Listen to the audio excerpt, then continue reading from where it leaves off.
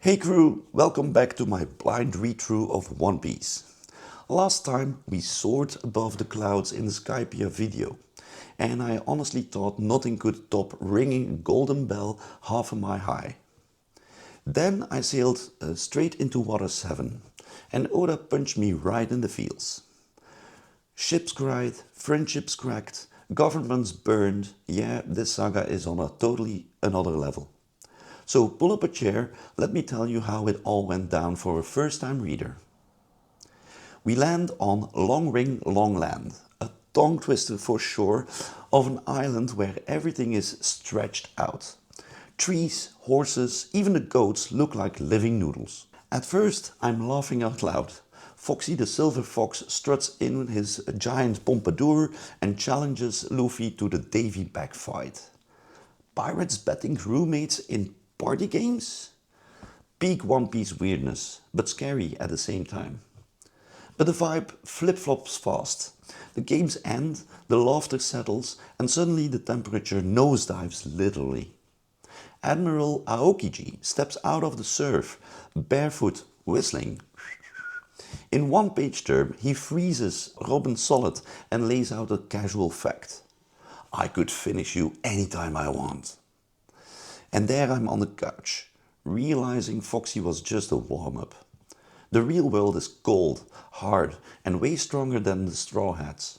Aokiji walks off, leaving cracks in the ice and cracks in my confidence for the crew. A few chapters later, the Going Merry glides into a city that looks like Venice and Santorini had a baby on the ground line. Sloping rooftops, sea trains rattling across the water, shipwrights hammering in every alley. Water 7 is alive, noisy and instantly charming. I felt like a tourist. I kept pausing on the wide panels just to let the details sink in.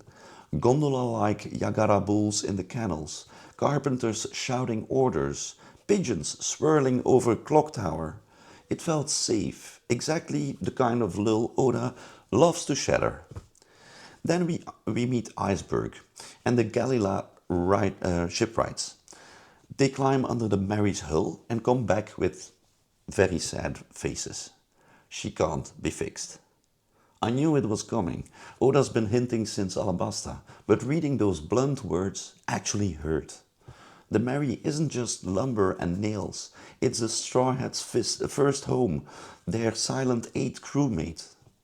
The scene that follows is brutal in its simplicity.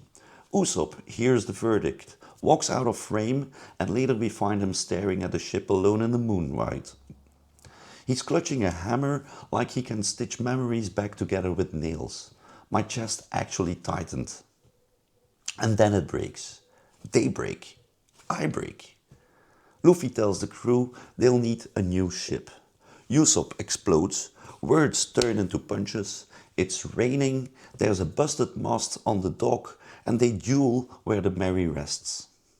Manga panels slow down here. Wide shots, no dialogues, just the thud of fists, the splash of rain, and the sound of friendship fracturing.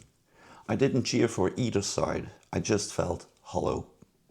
When it ended, Usopp's battered body lay beside the Mary, and neither victory nor defeat felt right. Heartbreak morphs into paranoia. Someone tries to murder Iceberg. Evidence points to Robin. And first I yelled on the page, Oda, no way Robin would do that. But the clues piled up. Meanwhile, three quirky shipwrights, Kaku, Lucci and Khalifa, slip off their work goggles and put on black masks, and whip out moves straight from a kung fu movie. Boom!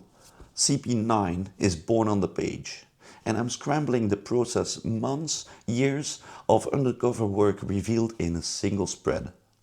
The twist hits like a chair pulled from under you. People I trusted for 50 chapters are now government's assassins, and Robin, the woman who finally found family, vanishes with them. Cue the Puffing Tom sea train. Franky's family steals a locomotive, Luffy and Zoro literally hang off the roof, and we blast towards Enies Lobby, the government's court island, on rails over raging water. Reading these chapters felt like a heist film, Every few pages, a new ally jumps on board. The Galila Carpenters, Franky's Outlaws, even a masked sharpshooter called the Sniper King, who is definitely not Usopp. Totally not. By the time the train screeches into Enies Lobby, the Straw Hats have upgraded from a pirate crew to a small army. Enies Lobby itself is sunlight and white stone with a massive black flag of the world government. The Straw Hats step onto the courtyard and in classic Straw Hat fashion, they declare war by burning that flag to cinders. But the moment that lives in my head is on the roof. Luffy orders Sniper King to burn the flag and then yells at Robin, "Say you want to live!" She's chained, hopeless, believing she's doomed everyone she cares about, and then she screams it, "I want to live!" Reading it, I actually fist bumped alone in my living room and maybe teared up a bit. It's raw, human, and for me, the soul of One Piece in 4 words. After that, it's non-stop action. Banners blur into motion. Luffy's Gear Second ignites steam around his body. Zoro vs Kaku turns into a giraffe sword fight. Franky cannon punches a talking zipper face, and Chopper loses control in Monster Point and nearly kills his own allies. But the main event is Luffy versus Lucci. 2 silhouettes trading blows inside a collapsing tower. Gear Third, bone balloons. Lucci's leopard hybrid tearing stone apart. Every hit feels like it might be the last. When Luffy finally yells, "Jet Gatling!" and the whole frame erupts in fists, I exhaled so loudly that even my neighbors heard me. Victory tastes brief. By some miracle, out of nothing, the Going Merry limps in. Broken keel, tied with ropes, yet it ferries the crew of Enies Lobby in one final act of camaraderie. The farewell chapter shattered me more than any death. The Mary's figurehead speaks in crackling wood. "Thank you for caring for me." They burn her at sea. The flames reflect in the crew's eyes and mine. I closed the volume and just sat there for a few moments. Farewell, Going Merry, rest in peace. But Oda, of course, won't leave us in ashes. Franky gifts the Thousand Sunny a lion-proud dream ship. New bounties roll in. Luffy breaks the 300 million mark.